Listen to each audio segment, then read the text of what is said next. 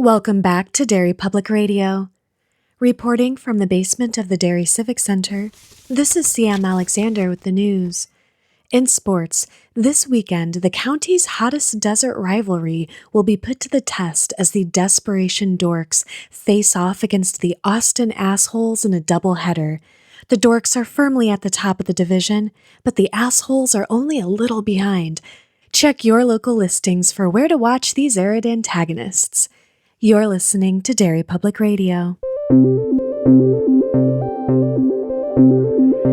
This is Derry Public Radio.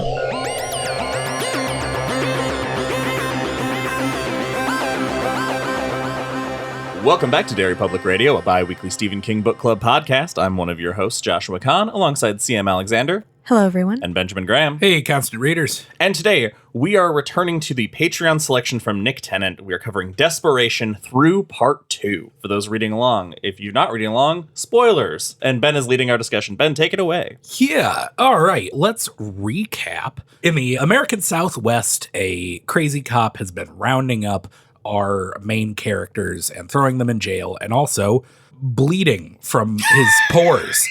Yeah. Sneezing his teeth. That's so gross. But what happens to him later in this part is even worse. Oh my God. When it happened, I had to walk away from the book for a minute. Good. Anyway, we'll get to that. We are, at this moment, we have our characters kind of split up into two areas. We have our main characters in the jail cell in a small town called Desperation, where this cop has seemingly eliminated everyone. We have the Carver family, or what's left of them. Oof. We have Johnny, whatever his last name Marinville. is. Yeah, he's super famous, so I should remember that, you would think. Tom, who is the only local, an older, possibly drunk gentleman. Mary, whose husband was murdered in front of her at the start of the book. And God, I guess? I was trying to think who else was there. And they're being watched over by a coyote being controlled by David? something. Was David the other character? Did Well, I not he said mention the Carvers. David? Yeah, but I feel like... He is kind of important. We probably should have mentioned the little prey boy up top. And then across town, who we pick up with, Steve and Cynthia arriving in Desperation. Still my favorite pair. Yes. I love these guys. I am right there with you. They are investigating. Steve's boss, Johnny, had called them in trouble, and they are trying to find out where he could be. And as they arrive in Desperation, Cynthia talks about how she has a real bad feeling about this. Did she mention the last section that she thinks she's psychic? Because it's kind of passed over. She's a hard-headed babe, but she's a little bit psychic too. Yeah. That's in this section that she mentions. I love love it. how not seriously it takes that. Like her and Steve have a lot of intuitions and they go off of that, but it has never made a oh, Cynthia had a psychic premonition. It is just everything is so bad here. The vibe is so bad that they are immediately oh yeah, we're in trouble. I do wonder what readers' impressions of her character might be without first being familiar with Rose Madder, because I put so much trust in her. Because I know she knows if something seems weird. There's a very good reason for that. She knows weird. Yes. Well, when I first read this book, I'd never even heard of Rose Do you Madder. remember? I do. I loved Cynthia. Cynthia was immediately probably one of my favorite King characters. It's because she's rad as hell. Yeah. She's just super cool punk girl. Of course she's my favorite. Yeah. Anyway, as they're on the outskirts of the town, Steve has a real interesting reaction to thunderstorms. I was going to ask you guys, because I'm not a boy. So what happens first before asking you my question, because that makes me sound less strange. What's happening is Steve is feeling this force, and he thinks about when he was 13 years old, 12 or 13, and he was watching this big thunderstorm roll in, and it made him hard. Like just the air pressure and everything, like he felt all those sensations. Okay, my first comment is, it then says, a year or so later, he learned how to masturbate. Why did it take so long? I don't know if that's a fair question. I'm sorry if it's not. My second is that a guy thing? No. No. Oh. Maybe I'm speaking for myself, Josh. You're making a real face. Yeah, I mean, I've gotten a boner during a tornado. What? What? Josh is part barometer. F5? I am kind of, yeah. F5? Yeah, oh yeah, it was a 5. F5s get you hard. Yeah. No, there is something to the, okay, this takes me back to a conversation. I feel like I never got to settle with you guys. Oh, so no. I'm bringing it back. Okay. A conversation from Revival that you both debated something with me that I should have stuck to my guns about. And it's about the sensation of being a teenager, and when kissing a girl who's smoking and she blows smoke into your mouth while kissing, you get rock hard instantly. And you both were like, gross. And I was like, it's true. You're still wrong. It's the still same oversharing. thing. It's the same thing. real It's the things. same thing with storms. There's something about the energy. Like, have you ever never stood in an open field while a giant thunderstorm rolls in? And just cranked it? No. No, you can be hard without cranking it back. I'd like to. Wait, hold on. I'm not gonna. I'd like to see you try.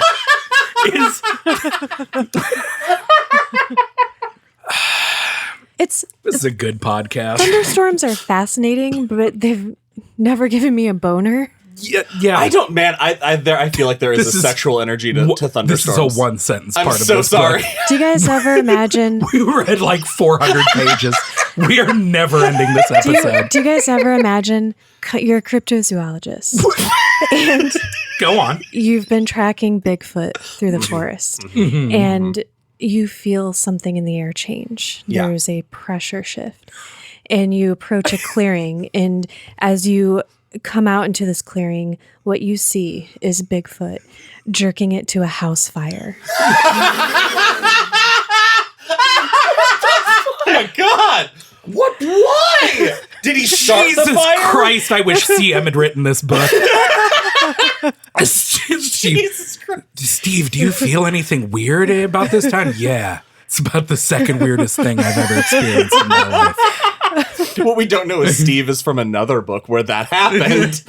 Christ. God, that's amazing. Anyway, they're really scared, but they make a terrible decision. Instead of going to Eli, the nearest town that is miles away, they decide to head into Desperation. We meet back up with Kali and Trajan, the evil possessed cop who decides to give Ellen Carver parole. It's That's such. so upsetting. Why it's a didn't he take horrifying Johnny? scene.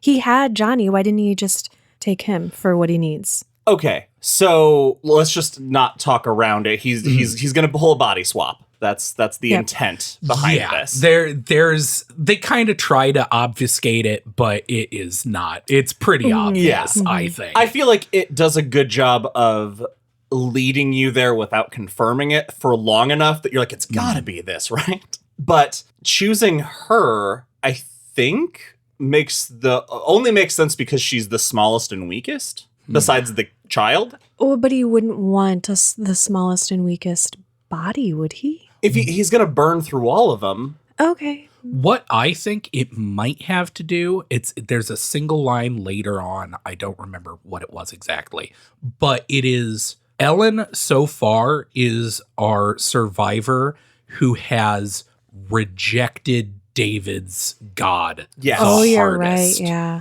Because when he started praying, she was like, you stop it right now. You're being ridiculous. And everyone else is just kind of like, weird, whatever. So I am wondering if it is Kali or the force inside of him is sensing the different levels of Discord. holiness, the different levels of desperation Yeah. Hey. that our characters are in. Well, because And- he's afraid of David, so it makes sense that the least religious or of faith person would be a good option. And I mean, I think Johnny still would cut it, but and if he's trying to break David, which we don't really know. he seems like he's still underestimating, because I thought that too. Is like, oh, maybe he took his mom because it's his mom and he's trying to, make him feel hopeless and desperate.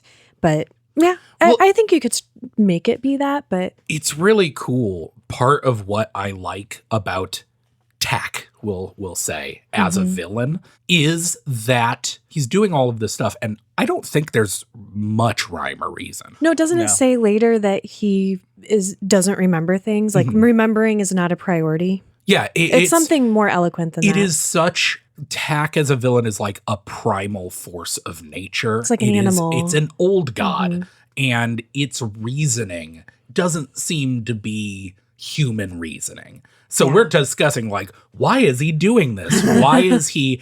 I don't know. Maybe we'll get it later, but I don't know that there is a set plan as much as it is just chaos and spread evil as much as it can. Well, and if you leave it kind of open, people can have debates about multiple things it could be.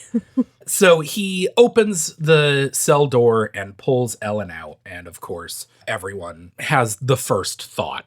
And he immediately shuts down, kind of grimaces at the thought of it and says, no, I don't want that from you. Thank God. Yeah. And in that moment, I did skip ahead. The coyote isn't there until he screams out in this language. What do you guys think of the language of the unformed? I think it rules. We've heard it before. Well, depending on if you've read Little Sisters of Illyria. Is that right? It's been a really long time since I've read. And also, it also has these little marks, because they mentioned the Cantoy. Yeah, from it's Talisman. Low Men in Yellow Coats. Yeah, Talisman, Hearts in Atlantis. And it sounds Dark so Tower. much like it could be the same language that produced the Cancarno Ray and stuff like that. Yeah. And what do we call this language? The language of the unformed? I believe that's... which is that so is rad as cool. hell. So the cop speaks out in this language.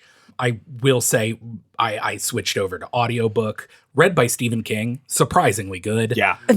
But Okay. not for long sessions. Stephen King has a quality in his voice that it's fine, but if I you're think listening we've to him talked read a book a lot, I think we've talked about it wouldn't Stephen be my King first reading choice, first. but he does a good job reading it. He calls in a coyote who comes and sits in the middle of the room So rad. and stares at David as David gets a message from God. He doesn't get... He figures out what the message from God means. Right. And starts getting naked. I like he asks Mary to turn around. I like that when everybody knows what he's doing, that they don't know why, but they know he's taking off all of his clothes. And he looks over and Johnny's just sitting on the edge of his bunk, like popping lifesavers and watching him. It's like, stop it, dude. He's a creep. We'll get to Johnny. My feelings about Johnny Marinville are complex. We have, as I was listening to this, I was like, oh, there's that theory not panning out, like thinking about all of our speculations.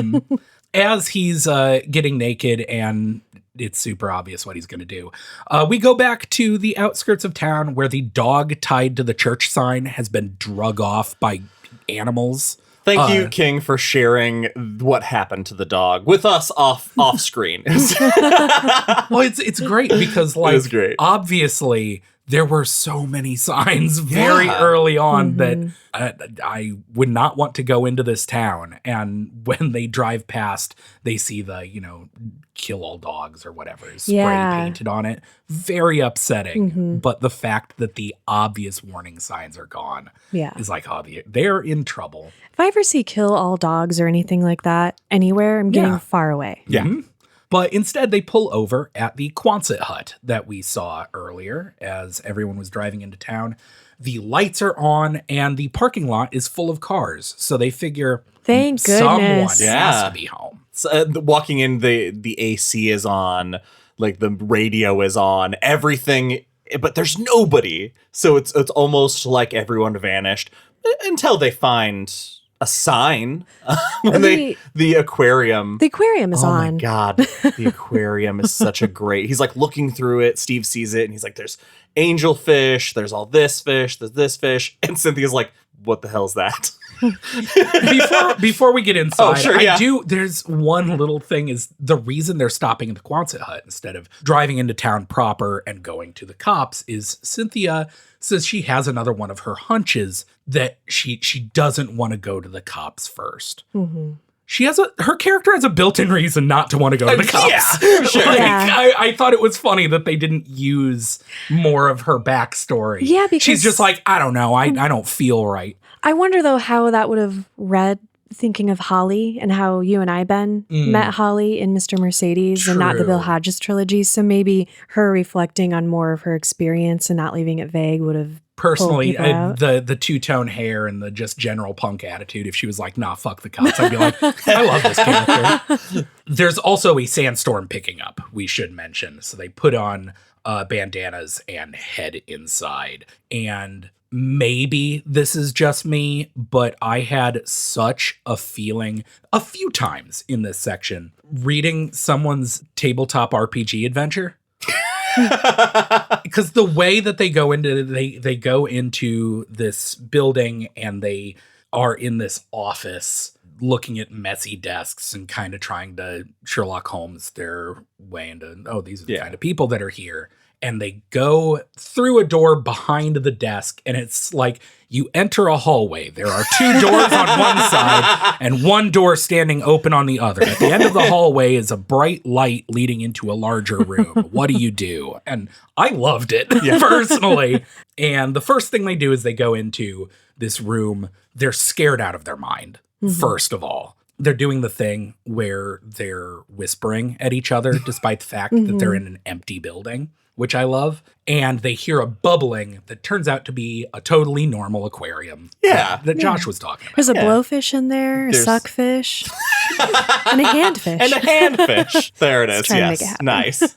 Yeah, the severed hand. And that it has a scar on it, which is the thing that sticks out to Steve as, that immediately disproves the idea it could justify it as a prop. Like, it's too real. It is someone's hand. You think that that's going to be the scariest part about this adventure? You wouldn't think checking a voicemail would be horrifying. Fuck. Ooh, I love stuff like this, though. Yes. Like any broadcast, anything that has power to do something.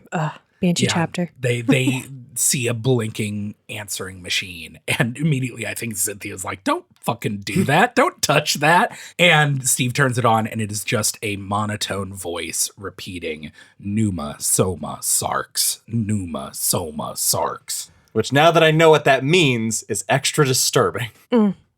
As they head deeper into the building, we catch back up with Ellen and the cop heading south towards the pit.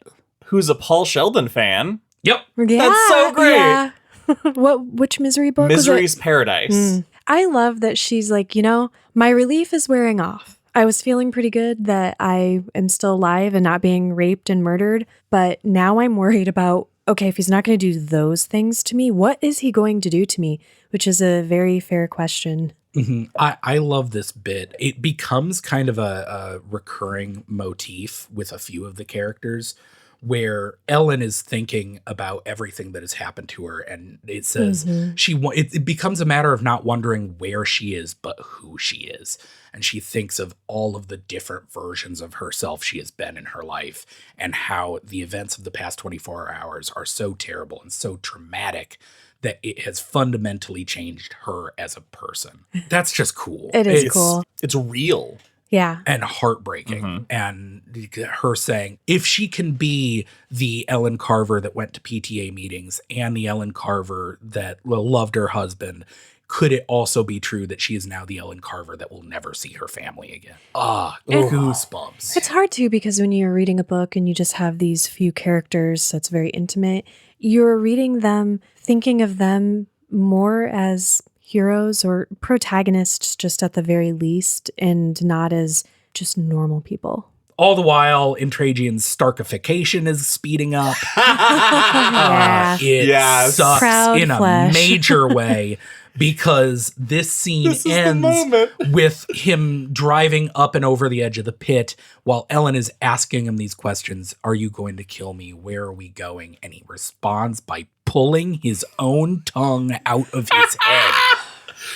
I love that first he tries to answer and she says that she can't understand what he's saying. Yeah, it's not a power move. No. And then he opens. So I love the idea that he probably tried to talk and it just Yeah, because he kind of goes, ah, yeah, beforehand. and he just takes it and wiggles it and throws it to the side. Not a big deal. Sucks. Such a silly guy. So gross. He's so wacky. Yeah, I would have loved if he'd done like a wacky-tacky. bit with it, just like put it in his hand and done a hand puppet. Yes. Yeah. That's what we were missing. We reach chapter 2, where David remembers the story of Daniel in the lion's den, and we go, yeah, we know. We knew what's going to happen. Something that I really like about getting into this part of the chapter where it talks about his conversion is what the Reverend keeps saying. It's the only true conversion he's ever seen. But to David, it isn't that. And I like, this is like the religious stuff that I can get behind, where it's not David being indoctrinated. It is something happening to him that causes him to seek these answers and explore these things as he chooses to. Which is a more interesting story. Way more interesting. The part of the religious stuff that has gotten me through, and I thought about this a lot after recording our last episode, is that the way David kind of acts, it is not really like, he is not worshiping, quote unquote, the Christian God. Yeah. It keeps referring to it as David's God. And it kind of acknowledges, as the story goes on, there are many gods or many aspects of God.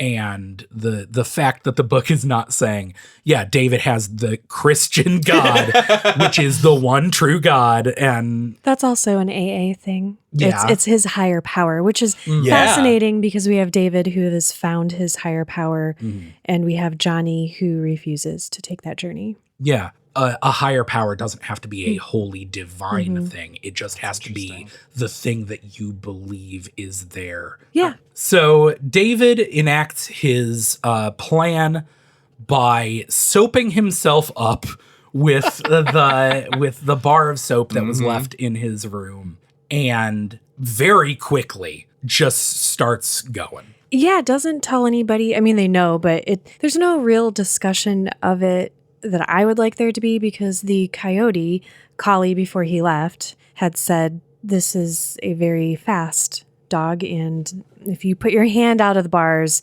it'll get you before you even know what's happening. And so when David starts putting his body through the bars, everyone else rallies around him, and they're trying to distract the dog. 'Cause I think it's Mary who cries out first, because she the throws dog, change at it first. And then Johnny uses his belt and his jacket to distract him. And his $2,000 biker jacket. I love that he's playing tug of war with it. And he's like, this is not how I imagined. To play tug of war with a coyote with a $3,000 jacket. Come on. I found it really funny because obviously I was like, oh, he's going to do a Daniel and the Lion. The whole book is going to be a sequence of David doing Bible Sunday school miracles. In a way. Which is kind of true. But I found it so funny that not really. It's because Daniel in the lion's den, God closed the mouths of the lions and they just sat there, I guess. Here, God's intervention is Mary throwing coins and a jacket. Like, it's weirdly anticlimactic, I thought. Well, God's input is telling him to turn his head. But what I like about this moment is I think this is another kind of small example of the God is cruel motif, because he gets stuck when it's just his head in the bars. The rest of his body is outside. Everybody's distracting the coyote, and he asks for help, and there is no response. And I thought that at that desperate moment, him getting nothing puts that, plays that motif a little bit. and allows for David's doubt later on. Yes. I found it really funny that Johnny manages to get his ass kicked by a coyote. That is really The coyote great. grabs his jacket and brains him into the bars. I was like, idiot. David's head is stuck. God tells him to turn and squeezes his head. Still shouldn't work, apparently, which I didn't realize until someone else was like, you can't fit a human head, even a child's head, through those bars. Yeah, David says, I don't think the human skull has much give. Yeah. But at the last minute, he is able to get out and sprints to the door and runs away. He shuts a door behind Smart him. move. Yeah. Did you guys expect more? I expected more. I expected this to be like everyone is witness to God's power through David. Oh. I truly expected this to be like the coyote leaps at him and David just like touches it and it runs off or something. I think that would have eliminated all doubt. Mm-hmm. Well, and everything else that David does is so subtle. He doesn't make a big deal out of it, which goes back to the conversation with his drunken padre about Moses taking credit. I'm sorry, I got distracted by my own note because here we cut back to Steve and Cynthia staring into the big lab at the end of the Quonset hut in horror at a Goofy's boner.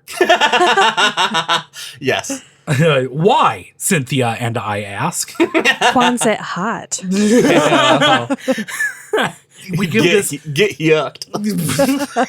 this slow pan over the room and we're seeing all the mining like computers with a screensaver of Goofy's erection for some reason. Because the storm's coming in, Ben. Oh, Josh. Oh, man. You got me. There's an ATV in the back of the room. There are piles of rocks that they assume they were surveying and stuff. And along the back row, under a sign that says Hernando's Hideaway, is a row of hooks for hard hats. I wish there were hard hats there. It is everybody hung up the dead bodies of all the workers. 14 corpses. Some shot, some disemboweled. It's gross. Them seeing this makes the thing that happens very soon even more appalling, Oh, too. hell yeah. I didn't think about it sort of as, they just came off that and then the power that this thing has. It's like in the same room. Yeah. Yeah. But first, this is a new recurring segment, things Ben's really afraid of in real life.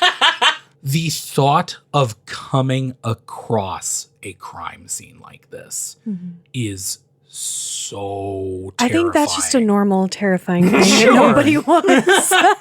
Yeah, but like think of how scary that would be, not knowing anything, not knowing so many whys. Are the people that did this around? Like where that's not the first mystery you've encountered. Yeah, it's it's so awful. scary. And what makes it worse is a small stone totem sitting on a table. This is burned into my brain. This totem in the power it has, like this whole theme of the book is one of the things that I always remembered about Desperation. Probably not a good thing because I read it as a teenager. Yeah, this immediately, if this whole segment was giving me like dungeon crawl, this immediately is don't fucking touch that. It's cursed as shit. Yeah. Like it is a small stone carving, 2 inches tall, of a wolf with a snake's tongue. And the snout of an alligator. So very elongated nose and jaw. And in my head, it says it's just stone, but in my head, it's like flecked through with red gems, like just not inlaid with gems, but just like the rock it is made of has uncut rubies. Kind of like the red flaw in Flags. Yeah. I was just thinking Wishmaster. You're always thinking Wishmaster. That's true. Immediately, Cynthia sees this thing and is like, yeah, okay. I don't know if this is how she did it, but in my head, she just took her index finger and went boop right on the top of the statue's head. And instantly her body, it's like a force has pulled it forward and her hips thrust so hard into the desk that Steve thinks, man, that's going to bruise. Yeah. And she says, oh, I think I just, never mind. So I wonder what that's about. She got that desk pregnant. Also, when she touched this thing, the lights flicker. Mm-hmm. And the radio goes out? Yeah. Oh, we didn't even mention that's such a cool, they come in and the radio's on when they first enter and he turns it off and he just hears another radio further into the building. It's such so creepy. On the same station, so it's the same song. But the radio goes out, the goofy screensaver goes away, a whole bunch of awful shit. And Steve makes an even worse decision of also touching it. This is so messed up. As soon as he touches it, he feels that energy, that pressure, and he instantly starts thinking about experimental things that he might like to do to Cynthia, things that you'd never talk to your friends about. There Things is from Hellraiser. Yes, that's what I was thinking. There's an edge of violence. Yeah. Like I think he says later, like sex and murder had become mixed up, had become the same thing. Yeah, he understands Ted Bundy later for a moment, which is Yikes. awful. The image that pops into his head of them having sex under the hooks of hanging bodies with the stone fetish in their teeth betwing them. Like, yeah, is holding it together. fucking Yeah. madness. That's what that's like burned into my teenage brain. Yeah, I wrote, obviously, they are both 100% cursed. Yeah, like, you're cursed forever. They knock it across the room to kind of break its spell. But Steve says he could feel it, quote, like a physical presence in his head, a thumb poking into the actual tissue of his brain. Josh, you and I were shipping them last episode. This isn't how I was shipping them. It's not how it should be. They discuss what to do because Steve had said, you know, if things turn bad, we will head to Eli right away. And when they discuss what to do, Cynthia's like, Eli, no hesitation. Yep. Let's get the fuck out heads on a of here. hook and table fucking get out. But Steve's an idiot, so they head into town. Meanwhile, David is at the top of at the bottom of the stairs now and finds that his sister's body has been mercifully moved. And I have I make the mistake of thinking, I hope he doesn't find her. But it doesn't take long when he goes into one of the back offices and finds many bodies hung up on coat hooks, including his sister wearing her favorite Moto Cop shirt. And I just wanted to ask you guys, who's your favorite Moto Cop? I don't know what that is. Me neither. You guys don't remember the Moto Cops? Cassie Stiles? No. Colonel Henry was cool? No? No? It'll probably never come up again in a book. And it's fine. This part I wrote down, I refuse to take notes. It seems disrespectful. It broke me, man. It is tough. I'll do a quick rundown because let's do that. He decides he's going to take Pi down from the hook because she doesn't deserve that. Well, and what are big brothers for? What are big brothers for, even if they couldn't protect her from the big boogeyman? And the moment that I love, though, is that before he touches her, he takes a second to say a quick prayer because he doesn't want his last feelings of her to be about being grossed out or anything like that. So he wants to do this for her. And as he takes her down, he sings to her and he apologizes for pulling her braids too hard and being mean to her and sings her favorite silly song while he lays her down and puts her in a blanket. It's really, really cute. It is cute. And her body will be fine. Nothing bad will happen to it. That scene fucking wrecked me. Especially, well, we'll get there. It's so but especially unnecessary, and I love that it's so unnecessary. Did it? Yeah, it's so scary. Oh my God, I didn't even think about that. Yeah, let that crush your soul till we get there. Anyway, David moves on, finds the body of James Reed, the town safety officer, and his gun. We know that he has at least 5 bullets and he heads back upstairs. And keys. Hell yeah. And keys, yes. Very of course. important. That's pretty important. I do love that when he comes back upstairs, they're all tense. And he shouts from the other side of the door that it's him. And they have this full conversation about the coyote is like where he is. And and it makes a point to say that the coyote doesn't react. And I'm like, yeah, the coyote doesn't speak English. Does not know there's a plan. But it is such an insane plan to just, I'm going to throw the door open and aim where they're telling me it's at and hope to God that works. Everybody ducks for cover except for Ralph initially. Yeah, they have to Dad. convince Ralph to get under Mary the bed. said the perfect thing though, because everyone's yelling at him and he wants to protect David. So he's like, son, I'm not getting under there. And she's like, dude, do you want his last memory of his family to be when his sister was murdered, his mom was taken away, and he accidentally shot his dad? And then Ralph's like, shit. Yep. So he gets under there. And Tom, who's a veterinarian, the older guy who lives in Desperation, is giving him and Johnny too, they're both like giving him really good advice because he's never fired a gun before, and tell him he needs to aim up and talking to him about the kickback and everything. It's a, I don't know, it's a cool moment. Like the first time all of our characters, with the exception of Steve and Cynthia, are sort of coming together to work towards one common goal. And the way that they do it, it's no nonsense. It's no arguing. There's no like, okay, what are we going? It is just, hey, son, have you fired a gun before? Well, here's what you need to do. It's a very good bit. And as the door starts to open, there's this quick line of Johnny thinking of his experience in Nam as a non-combatant. He thinks back to when, quote, lethal things took place at zany speed that always surprised you. I just really like that sentence. There are a lot of really good quotes in this book. The door swings open and David does some real gunslinger shit. 2 shots, 2 hits, and the coyote is down. I hallucinated. You said Jake. Did I say No, you didn't. You It said sounds like David. something I would do. I know, but for a minute it's like, wait, he said Jake.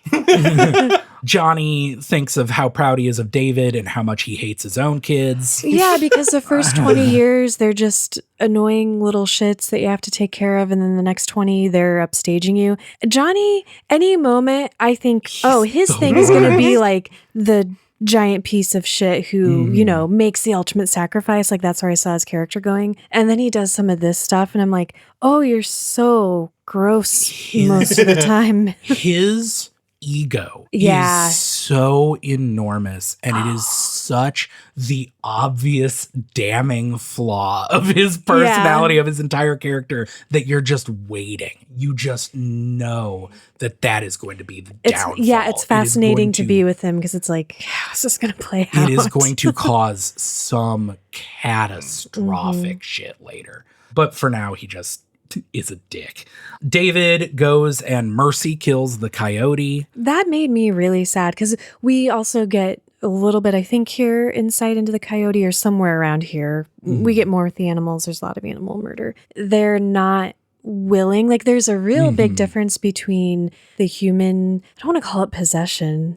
I mean, it is, but it seems more like a hosting thing, a human takeover versus animal takeover. And it's more like this magnetistic, I'm going with it. This magnetism, this force that is forcing the creatures to obey, tack. It is about control. It is about power. There's no melding of the personalities with the animals. They are not willing participants. Yeah, so it is just. I loved that this animal got a mercy killing, but on the re-listens, I just skipped. Yeah.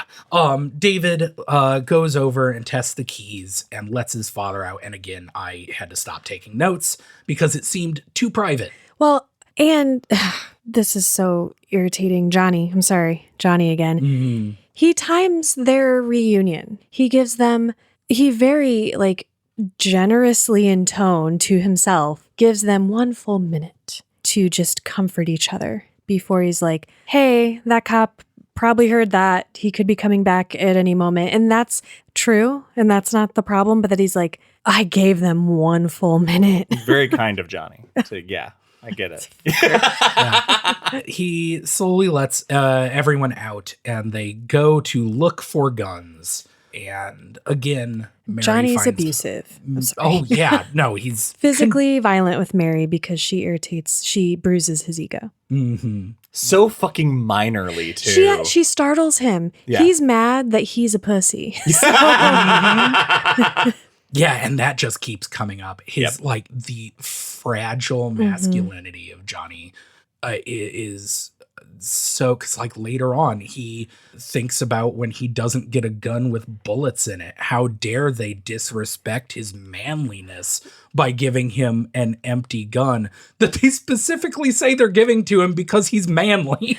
Like, we needed someone that can like swing this, who's big and strong. It's Here because you go. Mary says it, and he's like, that bitch oh yeah, gamed it's like me. she mousetrapped me. Yeah. Well, we'll talk more about it later, but he uses this, like, he's like, well, I give Tom this bottle of booze because he needs to take the edge off, and he's our connection to this town. And yeah, maybe I was miffed about the gun thing. That is the sole reason, you piece of shit. You're in AA. You know you don't just give someone alcohol No, who's he's an not alcoholic. an AA. Well, but I mean, he is aware. They do. King does a great job of making these moments with Johnny and not like, how do I put it? He does a great job of writing Johnny as having these massive flaws that he himself is not aware of. Yes. Like it is so glaringly obvious to us, the reader, that he is a little man baby. Yes. And he's just like, but he's so good at lying to himself. Oh, yeah. It's great. I just have to say, this is what you and I, Ben, I think we're trying to make about From a Buick 8 with where he's blaming the victim. The victim blaming, yeah. Who we didn't feel like the writing made clear that guy was supposed to be a piece of shit.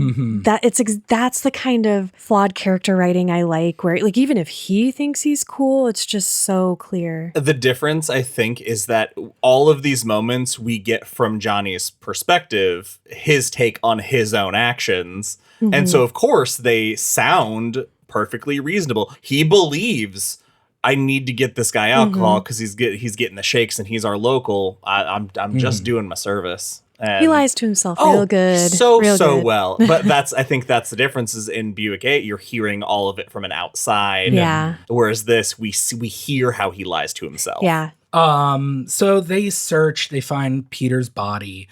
They find another dead lady with eye trauma, which is worrisome with the I have eyes like holes or whatever like that was. I keep seeing these bodies with their eyes gouged out, the holes in their skull. I'm like, is Tack seeing them right now? Yes. Yes. Yeah. Right? Yeah. Very scary. All he's seeing though is Johnny's crotch.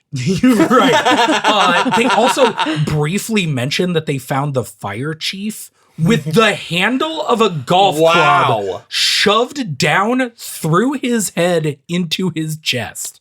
That's fucking crazy. That's the most brutal shit I've ever heard. It's so funny because Mary finds that, but we're with Johnny while it happens, and his lady that he's got his stuff, his junk in her face. And we just get it as her telling him about it. And it's such a epic death.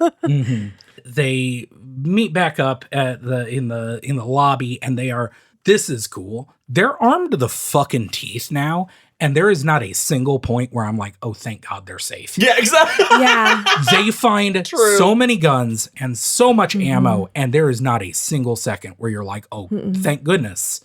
They are just as much trouble as they were without them. Well, they're being obviously watched by buzzards and coyotes and everything. And I think it's Tom who's like, and rats and stuff, like, don't shoot any critters unless you have to, because you're just going to waste bullets and you're going to draw more. I like as they slowly come to kind of wordlessly agree to not let the animals see or hear what they're doing. Yeah, they like even Johnny covers his mouth. Yeah. It's cool. Anyway, as they're standing around, they hear something in the distance. A truck. And briefly see headlights. Or at least David thinks he sees headlights. It is I like moments like this when we have the separate stories intertwining, because it talks about David going out there and like waving the flashlight and the truck just keeps moving. But then when we get Cynthia's side of it, she's like, I think I see something, and then kind of ignores it. And it's so fascinating because she has an internal debate with herself about like, she basically talks herself out of going back to investigate, even though it seems like she knows it's probably a person. And it's just an interesting thing to grapple with her character making that choice, like putting her safety and Steve's first, which isn't a bad choice, but there's no discussion about it. She just internally is like, oh, it's probably a person. Fuck it. It's interesting that in another book, I feel like this could have felt like a waste of time. Like, just get all our characters together already. Mm-hmm. But I didn't feel that. I was just like, oh, they missed each other by so little. They were together sooner than I remembered them being together when they finally do. I was like, wow, that feels so quick.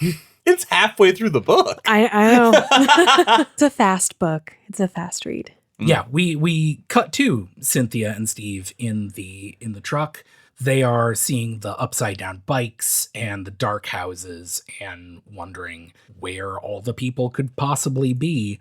Cynthia thinks that about how they're acting like characters in a horror movie, sticking around and not fleeing immediately, and thinks, but isn't that how people act? I posit to you two, is that how you would act? No, my ass would be heading back the way I came so fast. I don't know. I've never been in that situation. How hard would you justify to yourself that you're making more of something abnormal than what there really is? I guess it depends on like how it makes you feel. Once I felt uncontrollable lust and murder rage, yeah, I would be gone. I think the 14 dead bodies would have done it for me. Personally. I felt judgy.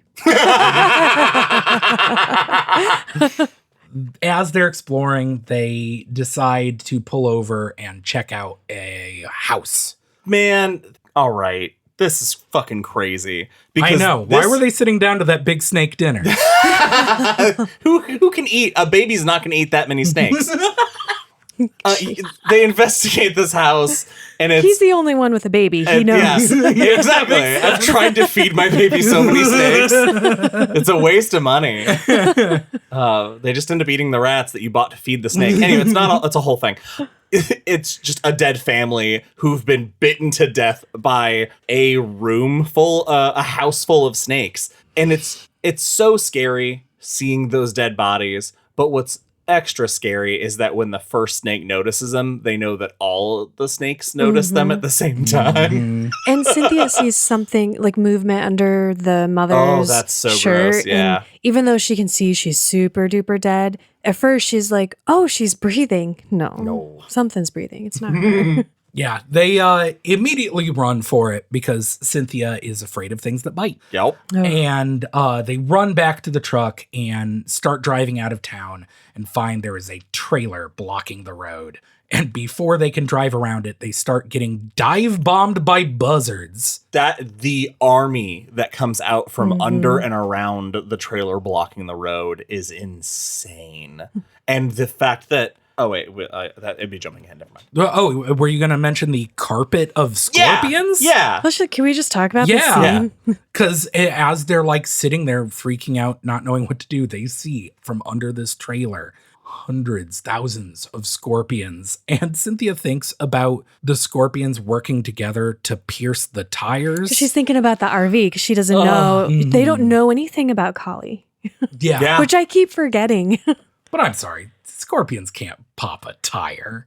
What if all of them aim at the same spot? I wouldn't put anything past anything in this town. At this point, I think that is true. Possible. We're kind of beyond what is it that Collie told Johnny in the first section? We're beyond the why or something. Something like that, yeah. Anyway, as they stand there kind of starting to lose their minds, we head back to our other group. And Johnny running upstairs to find his phone. And he finds it. And so now they can make a call, except there's no bars. Service. Yeah. But David is very like, give me that. And as soon as he touches the phone, there's service. And Johnny like takes it back, to look at it, and dead instantly. And then as soon as David gets it back, there's service again, which is so cool. I love anything that frustrates Johnny this much. Yeah, me too. Anything that the world going, Johnny, you suck and are not important is great. Oh, but then David's gonna stone statue block Steve and Cynthia. Because we'll get there. There's a few other things that happen. They discuss where they're going to go. And Tom lands on going to the American West, the abandoned looking movie theater. Hell yeah. It's a great place to hide. Which I am very excited to talk about how much I want to hang out in the American West. Yeah. As they're walking, Johnny, what is this when he breaks into the pharmacy / to restaurant? get some painkillers, he says, but he's looking for booze to get back at Tom. I mean, help him. Fucker. Yeah, he is, because he tells everyone, I need painkillers, but all of his inner monologue is like, I'm getting booze. Meanwhile, Steve and Cynthia are trying not to panic, but all he can think about is the stone statue. Yeah, in their headlights, this wolf came by and had it in its jaws and just dropped it. Steve and Cynthia are trying not to panic, and they are kind of still dealing with the effects of what we learn are called kantas. Cynthia is just acting very, very strange. Would you say, Josh? Is this the where she thinks about that's if she just had that, now they'd be able to get through here. That's the solution. Yeah. That's what I need. It's going to solve their problems. And they're Dangerous slowly, thought. they are slowly kind of discussing and trying to talk around what touching it made them think. And it becomes distressingly sexual in that they are both obviously not actually into what is happening. Yeah. Right. It is this weird animalistic sensation. Yeah, they don't want to have these thoughts or do what they're doing. It's like their brain is mud. By touching that thing, every bad thing that's ever happened to them feels like it just happened again, but also they're kind of horny about it. Yeah. In a way that you just can't untie those knots. To be horny about your trauma is and that's my worst fear, that some crazy small god would do that to me. Yeah, it sucks. And I wrote here, I think Steve and Cynthia are done for, because as they are like on the verge of like jumping out of the car and running back to the Quonset hut when a wolf steps out into the road with something in its mouth. It's so perfect because you get the struggle, the fact that there's such a strong desire to go all the way back to get it. And now it's here. And that, as the reader, lets you know, because so many times in books, when a character has that gut feeling for no reason, that's usually the right call. But this is that moment as a reader, you're like, no, that means if it showed up because you wanted it, you don't want it. Yeah, and just as they are about to like leap out of the car and run for this and start rubbing it on themselves, they get a phone call. And it snaps them out of it, and the wolf kind of goes, oh, fuck, and runs off. Do you think it would have snapped them out of it if it was anyone but David? I don't think anybody but David could have gotten the phone to work. I mean, even if, I'm just saying, like, I wonder... If that's part of it. Even if there was some, like, loud noise that happened, like, is it... Oh, absolutely. Yeah. I think, Is it the competing gods thing that makes his phone call because snap him out of it? They, earlier in the Quonset hut, they're kind of snapped out of their reverie when something outside falls over, knocked over by the wind. I don't think that would have worked here. Yeah. I think they are too far gone. We're kind of jumping around. We're jumping back and forth between the two groups because, like, we go back and all of them are drinking. Like, Johnny's they pass the bottle around. Yeah. Except Johnny and David. Right. Except for Johnny and David. But they make the phone call. The wolf runs away, and they all discuss Well, that the they're wolf, going to... don't they honk the horn at the wolf? Cynthia honks the horn that's at right. the phone call, and it scares all of them, and including Steve's the wolf. like, oh yeah, I'm in a truck. I have a truck. I can beat that wolf. They talk, and they all discuss the plan that they're going to meet up. They're going to hide the truck in a nearby garage. Johnny tries to scare away the coyotes across the street by evoking the name of Tack, which seems like a fucking bad idea. It does, but also I'm so into him trying it. It's one of... I could see why he did. It's stuff like this that Johnny does that makes me... that intrigues me about his character. No, not at all. But it will just make a great vessel. Yeah. It makes me enjoy that he's part of this group, even though I think he's a piece of shit. Yeah. It keeps me engaged with him, I guess. Yeah. It makes me think, whatever is going to happen to Johnny is going to be bad for everyone. Because he's, King's writer always has like that mind that can kind of think creatively beyond the, circumstances at their face value. And so we get really interesting stuff from those characters. I really like later on, this is jumping way ahead, but there's just this bit where Johnny is talking about his recall and how because he is a writer, he has always had perfect recall. Even in a blackout drunk, he remembers a fatal car crash exactly. And he talks about how, this is the reason his career has succeeded. But in this moment, it is a curse on him. I love this idea that King's writer character is not only not the hero, but the thing that makes him, the writer character are all bad things. Yeah. It is King being like, this thing that I do isn't always good. Yeah, the dark side of it. It's great. I love that. Johnny evoking tack doesn't work, so David one-ups him with a prayer that makes the coyotes run off, and we head to the theater. So we reach chapter 5, and the gang's all here for real, almost. Steve and Cynthia are parking the truck at a local Conoco station. Steve goes inside to search around and finds spiders. Ooh, many spiders. Flesh-eating spiders.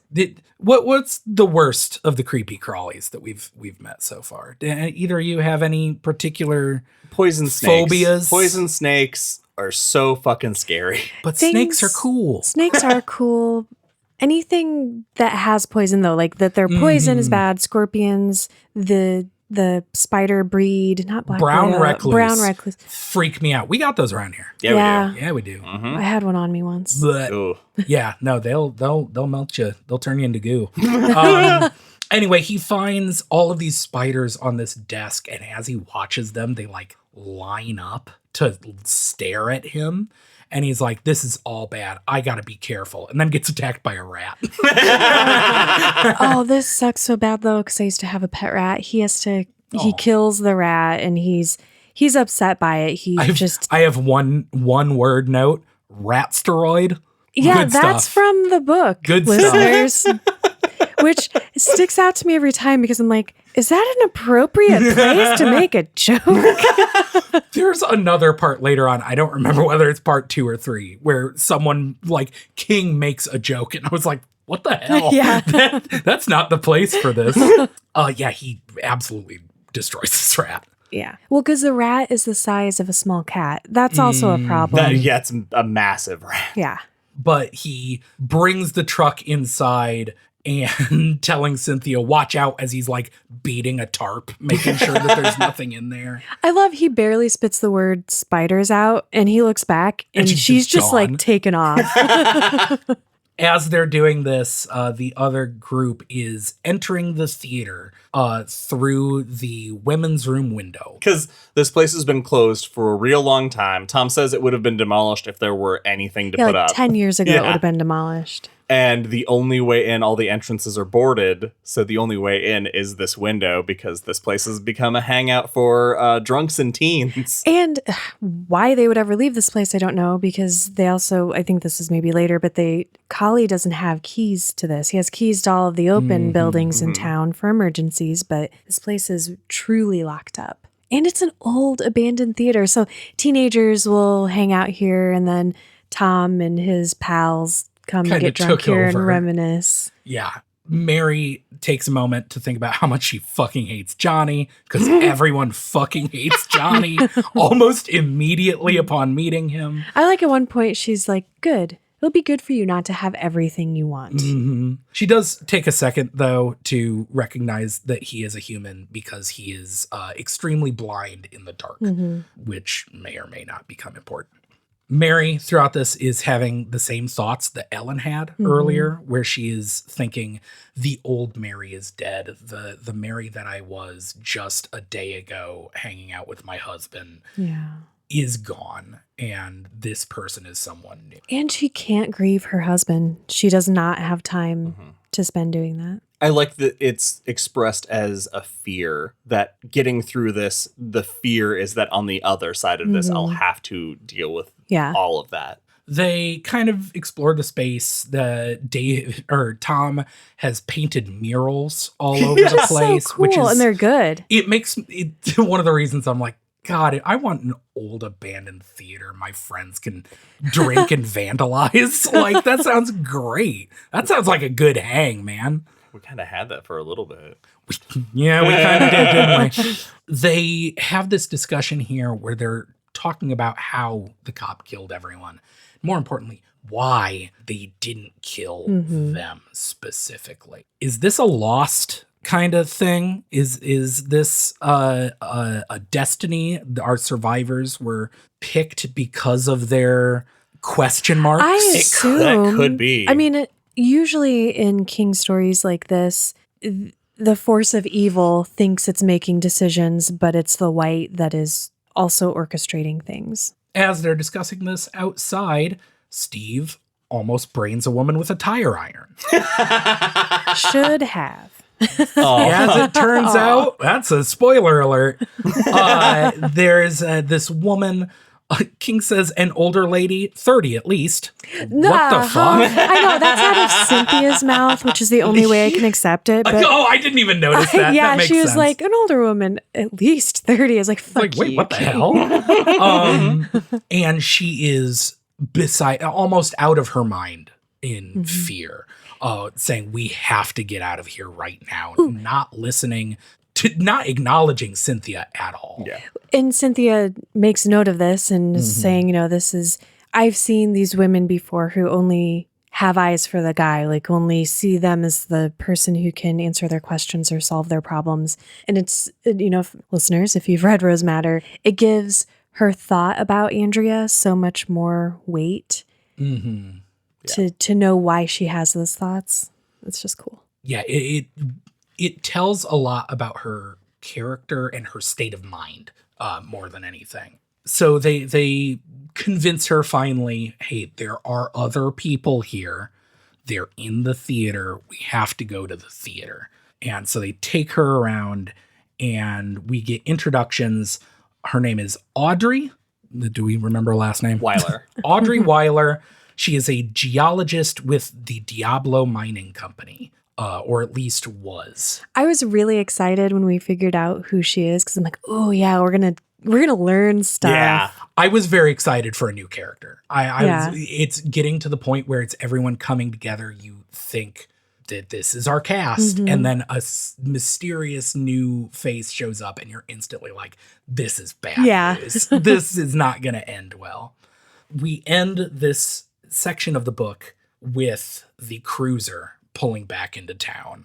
The entire, from the moment this section starts to the reveal is so perfectly written. I fucking love it. Immediately I was like, oh yeah, I know exactly what's going to happen. I had forgotten from my first read of this that this happened, so it was delightful to re-experience it. Yeah, it's not a knock on the book as much as it is me either remembering from years and years ago reading this before, or just years of digesting stories at all. It feels like that's where it's going. And because it refuses to tell you who it is, you're like, oh, this is a fake out. But it still works so well because we get the figure in the Sam Brown belt. Yeah. Adjusted the hat that doesn't fit so well anymore. And you're like, it's got a lot more hair. Yeah.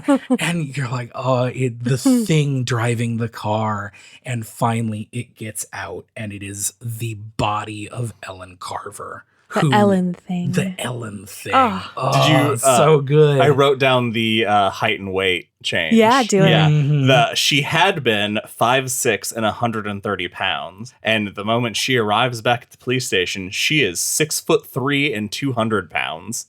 That's a lot. That's insane.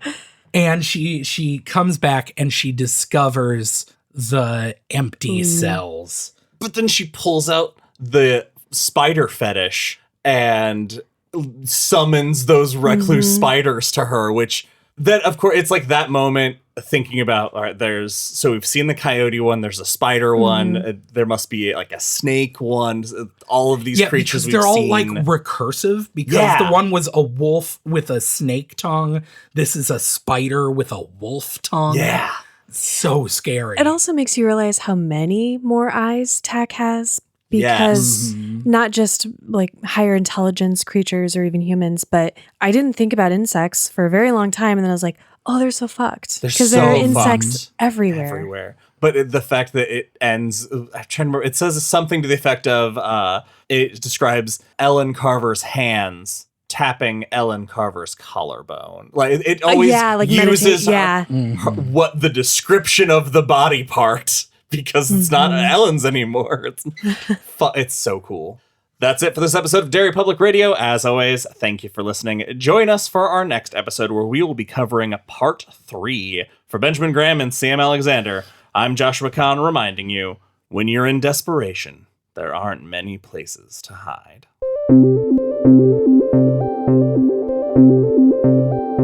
Hey everyone, CM Alexander here. Thank you for listening to Desperation Part 2. We hope you enjoyed it. Quick update, we've decided to close our website and focus on our Discord because we get to interact with people more on that platform. So make sure that you visit us on our Discord at Derry Public Radio. Other ways to keep in touch and up to date, Facebook or Instagram at Derry Public Radio, or Twitter at Derry Public. You can email us and we'll email you back at derrypublicradio@gmail.com. And you can check out our bonus episodes on Patreon, search Derry Public Radio. When you join our $5 and up tier, you become a member of the club. If that doesn't sound familiar, listen to our episode on the breathing method in different seasons. As a member of the club, you get lots of perks besides the monthly bonus episode. Your support on our Patreon also helps us do extra stuff, like film the first episode of a super secret YouTube series that I totally haven't mentioned half a dozen times over the last year on live streams. So when we say that every dollar helps, those words kind of feel gross in our mouths, but they are true. Thank you to all of our patrons. We can't overstate how grateful we are for your support. And if Patreon isn't for you, but you'd still like to support us, please give us a 5-star review on whatever you're listening on. Tell a friend to listen. Visit our Etsy store. We really appreciate all of it. That's all for now, listeners. Goodbye.